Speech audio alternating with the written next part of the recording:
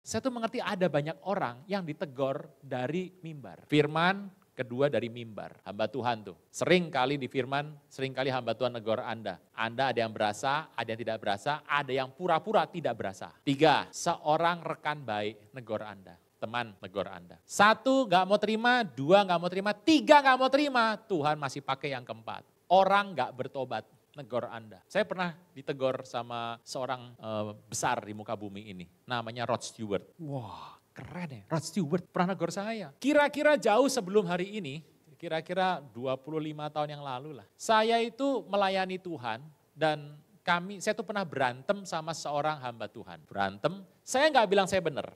Saya bilang saya juga salah.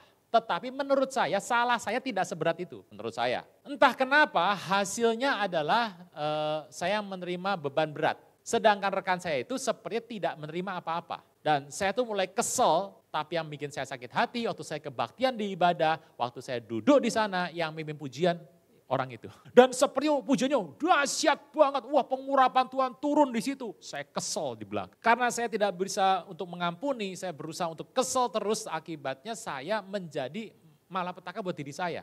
Saya baca firman ya asal baca aja, saya masih baca firman, saya takut tidak baca firman, saya baca firman. Saya masih berdoa, tetapi seperti sudah ngambang-ngambang saja. Begitu. Saya datang ke gereja telat, pulangnya cepat. Saya kesel sama orang ini, teman saya sudah mulai bilang sama saya, hamba Tuhan mulai bicara, firman mulai bicara, saya bilang tidak.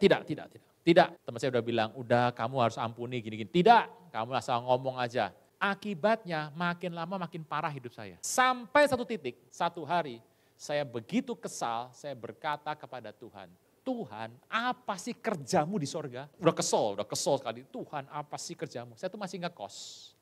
Di samping kos saya, ada yang nyetel lagu, Rod Stewart. Have I told you lately that I love you? Have I told that no one else above you? Take away my sadness, fill my life with gladness. Is my troubles that what you do? Is my troubles that what you do? Saya bertanya, apa sih kerjamu Tuhan? Is my troubles that what you do? Itu waktu saya dengar, is my troubles that what you do? Kagetnya bukan, memudahkan hidupmu itu kerjaku. Apa kerjamu Tuhan di sana? Memudahkan hidupmu itu kerjaku.